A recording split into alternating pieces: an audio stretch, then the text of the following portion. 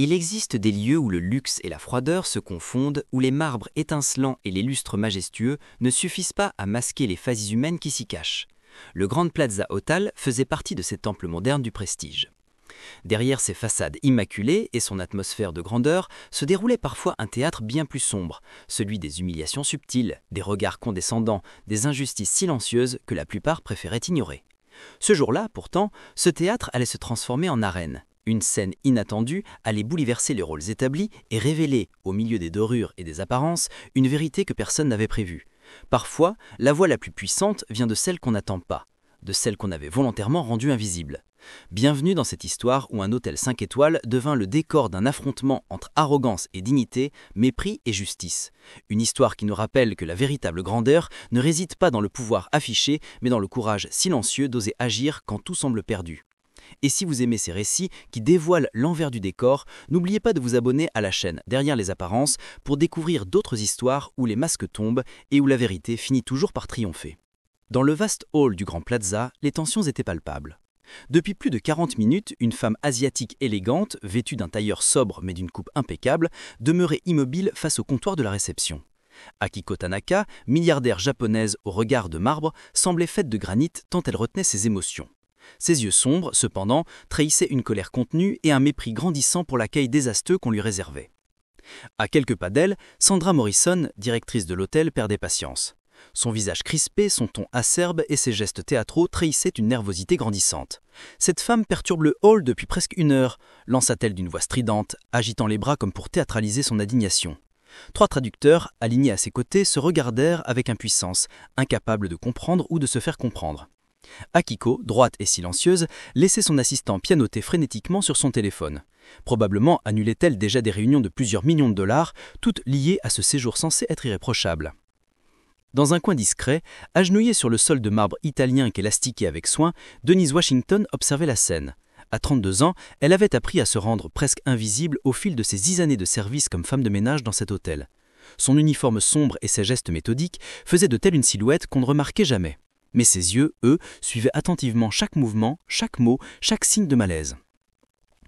Le concierge, déjà en sueur, attendait nerveusement les ordres de Sandra. « Appelez quelqu'un d'autre », ordonna-t-elle d'un ton tranchant. Cette situation tournait un scandale international.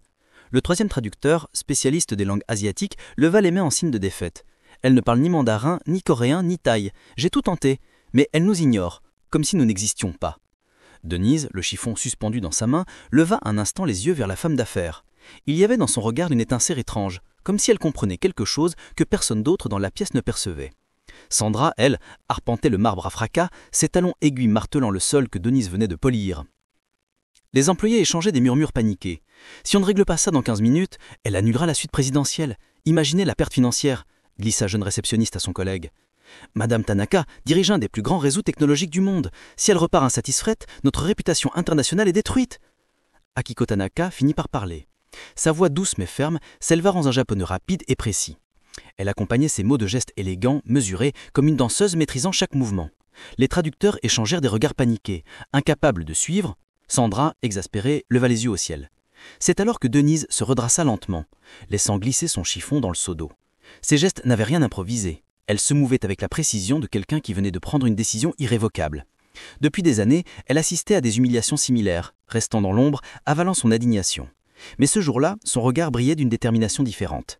Personne dans cet hôtel brillant de lustres et de dorures ne pouvait imaginer que cette femme en uniforme de ménage portait en elle un secret capable de transformer la scène en un événement inattendu. Car Denise Washington n'était pas seulement une employée discrète. Elle possédait une clé, un savoir caché qui allait changer à jamais le cours de cette journée et renverser l'équilibre des forces dans cet hôtel de prestige.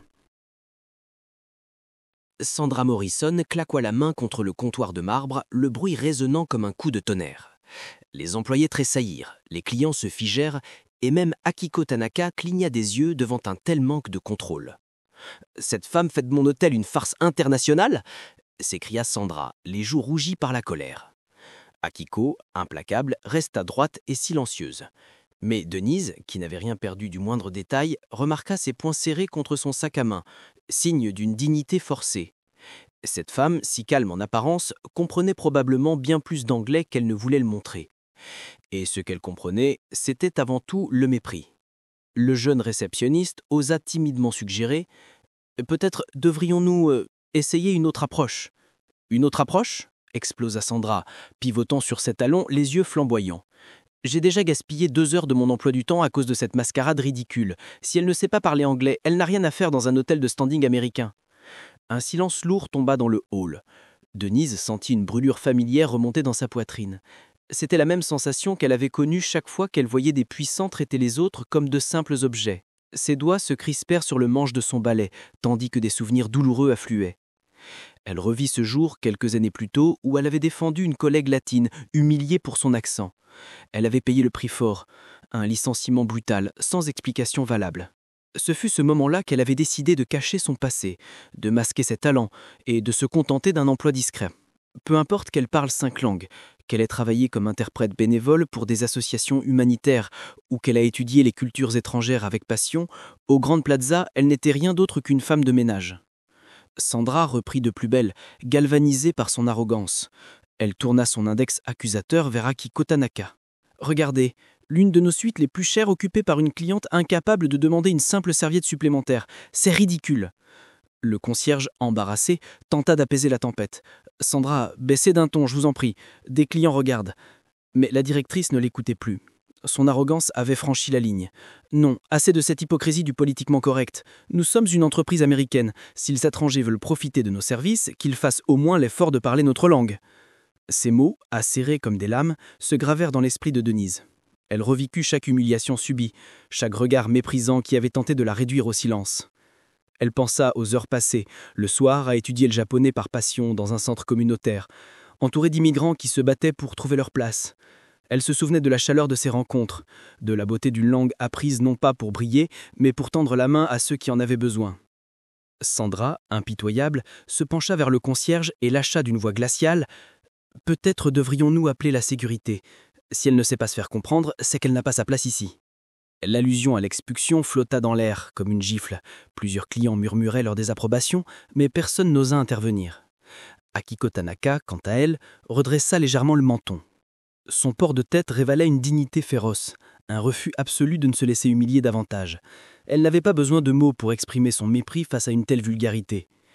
À ce moment précis, Denise comprit que l'instant décisif était arrivé. Son cœur battait à tout rompre, mais une force nouvelle coulait dans ses veines.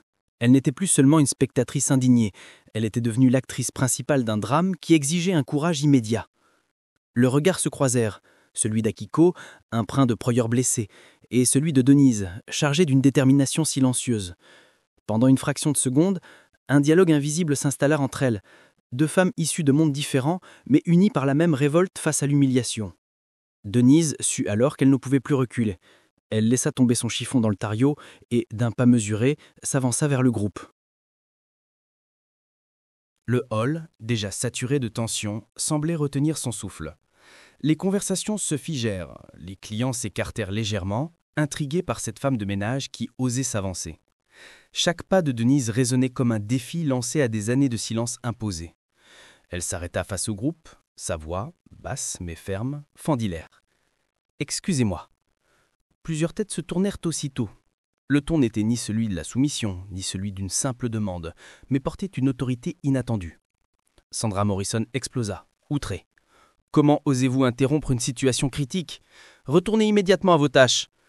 Denise, impassible, ne détourna pas le regard d'Akiko Tanaka.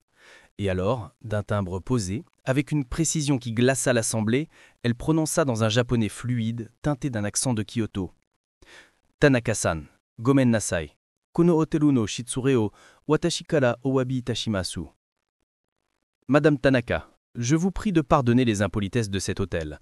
Je vous présente mes excuses. Le silence fut assourdissant. On aurait pu entendre tomber une épingle sur le marbre brillant. Akiko Tanaka, surprise, cligna des yeux à plusieurs reprises. Son visage de marbre s'éclaira soudain d'un mélange de soulagement et d'incrédulité. Elle fixa Denise avec intensité, comme pour s'assurer qu'elle n'était pas en train d'halluciner. Puis, presque incrédule, elle demanda « Anata, Nihongo ga dekimasu ka ?» Vous parlez japonais ?» Denise inclina légèrement la tête avec une humilité calculée. « Hai, sukoshi dake. » Oui, un peu. Mais son intonation trahissait une maîtrise bien supérieure. Autour d'elle, les traducteurs professionnels se regardaient, honteux, Réduits au silence par l'évidence, cette femme de ménage avait réussi en quelques secondes ce qu'il n'avait pas su accomplir en 2 heures. Sandra, bouche bée, resta figée comme une statue. Son visage pâlit, ses lèvres tremblaient. « C'est impossible. Vous n'avez pas le droit de parler aux clients. Vous êtes une employée de maintenance. » Mais ces mots sonnaient creux, car à cet instant, plus personne ne voyait Denise comme une simple femme de ménage. Elle avait franchi une ligne invisible, révélant une vérité que tout le monde ignorait. Derrière l'uniforme, il y avait une femme cultivée, polyglotte, forgée par des années de discrétion et de résilience. Et dans les yeux d'Akiko Tanaka brillait déjà une épingle de respect, celle que nulle richesse ne peut acheter. Un frisson parcourut le hall du Grand Plaza. Tous les regards étaient désormais braqués sur Denise et Akiko. Le contraste était saisissant. Une femme de ménage, au langage raffiné, une femme d'affaires japonaise qui retrouvait enfin un interlocuteur digne de son rang. Sandra, incapable de reprendre le contrôle, fulminait. Sa voix tremblait d'une colère mêlée de panique. « C'est une mascarade, une employée de ménage qui se prend pour une interprète ? Vous êtes en train de ridiculiser mon hôtel !» Mais avant qu'elle ne puisse poursuivre, Akiko Tanaka tourna lentement la tête vers elle. Ses yeux sombres, d'ordinaire impassibles, se chargèrent d'un éclat glacial. Et, dans un anglais fluide, presque parfait, elle lança d'une voix claire qui résonna dans tout le hall. « The only person ridiculing this hotel is you, Miss Morrison. » La seule personne qui ridiculise cet hôtel, c'est vous, mademoiselle Morrison. Un silence glacé s'abattit. L'effet fut immédiat. Des murmures s'élevèrent parmi les clients. Akiko parlait anglais. Pas seulement quelques mots, mais un anglais impeccable, prononcé avec assurance. Sandra blêmit, comme si on venait de lui arracher le sol sous les pieds. « Vous parlez anglais depuis le début ?» bégaya-t-elle. Akiko inclina légèrement la tête, son expression empreinte d'un mépris souverain. « Fluently, and I understood. Every racist, every xenophobic word you have spoken in the last 2 hours. » Couramment. Et j'ai compris chaque parole raciste, chaque insulte xénophobe que vous avez prononcée au cours de ces 2 dernières heures. Le hall explosa en chuchotements. Des clients, indignés, échangèrent des regards outrés. Certains sortirent leur téléphone pour enregistrer, conscients d'assister à un moment qui ferait scandale. Sandra chancela, incapable d'articuler une réponse. Son visage passait du rouge de la colère au blanc de la peur. Elle tentait de bredouiller une justification. « Ce n'est pas ce que j'ai voulu dire, c'était mal interprété. » Mais ces mots étaient déjà noyés par l'onde de choc qui parcourait l'assemblée. Marcus Johnson, le chef concierge, s'avança alors, posant une main ferme sur le comptoir comme pour sceller ce qui venait d'être révélé. Sa voix, calme mais autoritaire, fit vibrer l'air. « Mademoiselle Morrison, je crois que la seule personne à avoir perdu le contrôle de cette situation, c'est vous. » Sandra, les lèvres tremblantes, voulut protester, mais son regard croisa celui d'Akiko. Ce fut comme une gifle silencieuse. Un mélange de dignité et de condamnation qui lui ôta le dernier souffle de défense. Denise, restée près d'Akiko, observait la scène avec une émotion contenue. Pour la première fois, elle voyait une puissante cliente utiliser sa voix non pas pour humilier, mais pour rétablir une vérité éclatante. Et au fond d'elle, elle comprit qu'un basculement venait de s'opérer. Le hall du Grand Plaza n'était plus le territoire indiscuté de Sandra Morrison. En quelques phrases, Akiko Tanaka venait de retourner contre elle le poids de son arrogance. Désormais, tous les regards pesaient sur la directrice. Non plus sur Denise, non plus sur Akiko. Et dans ce silence chargé, tout le monde savait qu'il n'y aurait pas de retour en arrière. Le hall du Grand Plaza ressemblait à une salle d'audience improvisée. Les clients, les réceptionnistes et même les portiers s'étaient figés, tous témoins d'un procès public dont Sandra Morrison était désormais l'accusée. Akiko Tanaka, toujours droite et impeccable, sortit son téléphone avec une lenteur calculée. Elle fit glisser son doigt sur l'écran et, d'une voix glaciale, annonça « Before we go any further, there is something you should know. » Avant que nous n'allions plus loin, il y a quelque chose que vous devez savoir. Sandra fronça les sourcils, l'angoisse déjà visible dans son regard. « Qu'est-ce que vous voulez dire ?» Akiko brandit son téléphone, le tenant comme une preuve irréfutable. « I have recorded everything. Every word, every insult, every display of prejudice. 2 hours of humiliation, all preserved. » J'ai enregistré absolument tout. Chaque mot, chaque insulte, chaque démonstration de préjugés. 2 heures d'humiliation, gravées à jamais. Un souffle d'étonnement parcourut le hall. Plusieurs clients portèrent instinctivement la main à leur bouche, sidérés. Sandra blême, recula d'un pas. « Ce n'est pas légal. Vous ne pouvez pas enregistrer sans consentement. Marcus Johnson intervint immédiatement, sa voix ferme et claire comme le tranchant d'une lame. En zone publique comme ce hall, mademoiselle Morrison, il n'y a aucune attente de confidentialité. Et je vous rappelle que nos propres caméras de sécurité ont capturé l'intégralité de la scène. Ses mots tombèrent comme un couperet. Sandra chancela, ses jambes semblant prêtes à céder. Ses yeux allaient de Marcus à Akiko, puis au client qui la fixait avec un mélange de colère et de dégoût.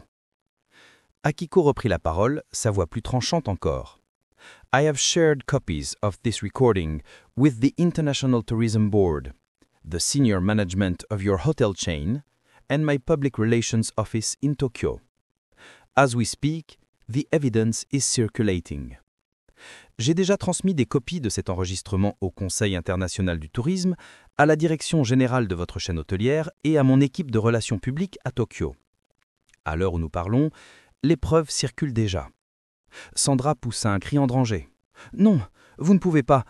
Vous n'avez pas le droit de détruire ma carrière à cause d'un malentendu. » Akiko tourna seulement la tête vers elle, son expression implacable. « A misunderstanding », répéta-t-elle avec mépris. « This was not a misunderstanding. This was your true face. And now, the world will see it. » Un malentendu ? Non, ce n'était pas un malentendu. C'était votre vrai visage. Et désormais, le monde entier le verra. Le hall entier se figea dans un silence oppressant.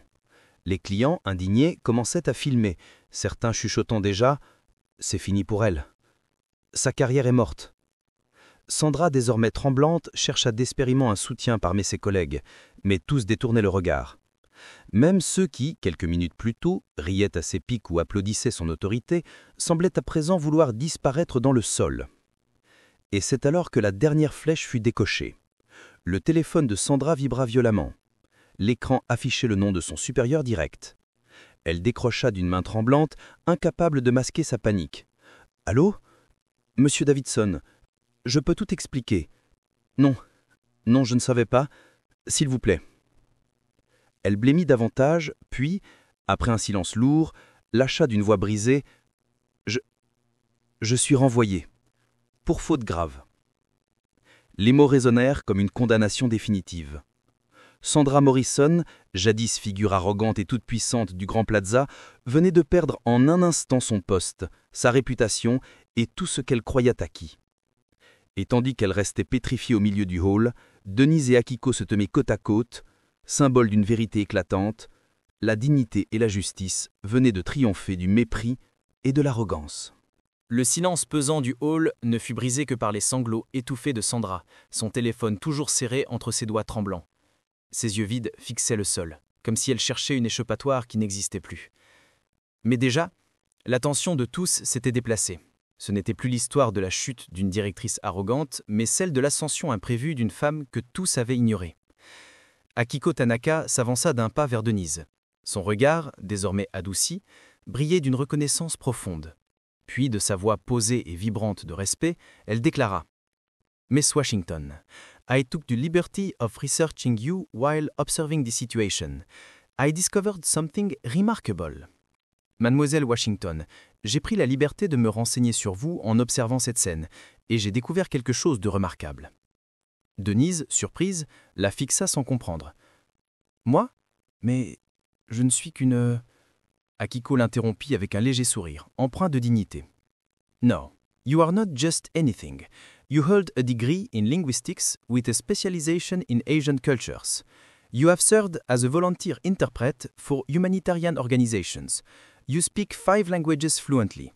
You are an exceptional professional hidden in plain sight. » Non, vous n'êtes pas juste quoi que ce soit. Vous êtes diplômé en linguistique, spécialisé dans les cultures asiatiques. Vous avez été interprète bénévole pour des organisations humanitaires. Vous parlez 5 langues couramment. Vous êtes une professionnelle exceptionnelle. Restez dans l'ombre. Un murmure d'étonnement parcourut la foule. Les employés de l'hôtel se regardèrent, stupéfaits. Depuis des années, ils côtoyaient Denise sans jamais imaginer la richesse de son parcours. Sandra, effondrée, balbutia « C'est impossible, elle nettoie les sols. » Akiko posa sur elle un regard tranchant avant de revenir à Denise. « Miss Washington, my company, Tanaka Technology International, is expanding its American branch. We are looking for someone exactly like you. Someone who understands cultures, languages, and above all, respect. Mademoiselle Washington, mon entreprise, Tanaka Technology International, développe sa branche américaine. Nous cherchons exactement une personne comme vous. Une personne qui comprend les cultures, les langues et surtout le respect. » Denise sentit son cœur s'emballer. Elle peinait à respirer, comme si l'air manquait soudain. Était-elle en train de rêver? Akiko, imperturbable, achevait son annonce. « I would like to offer you a position of Coordinator of Intercultural Relations. The starting salary would be $90,000 a year, with full benefits. » Je souhaite vous offrir un poste de coordinatrice des relations interculturelles. Le salaire de départ serait de $90 000 par an, avec tous les avantages. Le hall entier explosa en murmures d'incrédulité. Les clients applaudirent discrètement, certains avec enthousiasme. Les employés, eux, restaient figés, entre admiration et honte d'avoir ignoré cette femme pendant tant d'années. Denise sentit ses yeux se remplir de larmes. Elle, la femme de ménage invisible, venait de recevoir une opportunité que même ses rêves n'avaient jamais osé lui offrir. Elle prit un profond inspire, cherchant à articuler une réponse digne. « Madame Tanaka, je ne sais pas quoi dire. » Akiko posa doucement sa main sur celle de Denise, dans un geste empreint de respect et d'amitié naissante.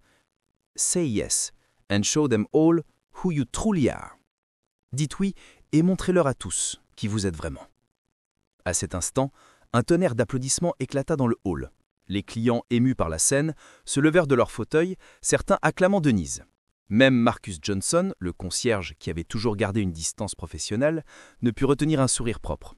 Et tandis que Sandra Morrison, brisée, ramassait ses affaires sous les regards méprisants, Denise Washington s'avançait, la tête haute, prête à embrasser une vie nouvelle. 6 mois avaient passé. Le Grand Plaza Hotel n'était plus qu'un souvenir lointain pour Denise Washington.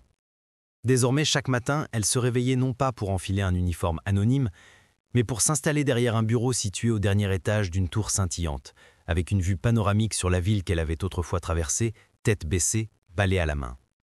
Dans son vaste bureau de verre et d'acier, décoré avec élégance et sobriété, Denise contemplait les toits illuminés par le soleil d'hiver. Son nom figurait désormais sur une plaque dorée, coordinatrice des relations interculturelles, Tanaka Technology International. Elle inspira profondément. Sa vie avait basculé du tout au tout. Là où autrefois on la réduisait au silence, aujourd'hui on l'écoutait. Là où on l'invisibilisait, elle était devenue un modèle. Marcus Johnson, son ancien collègue du Grand Plaza, entra distraitement dans la pièce, portant un dossier. Il avait quitté lui aussi l'hôtel, préférant rejoindre Denise dans sa nouvelle aventure. Il était devenu son bras droit, son plus fidèle collaborateur.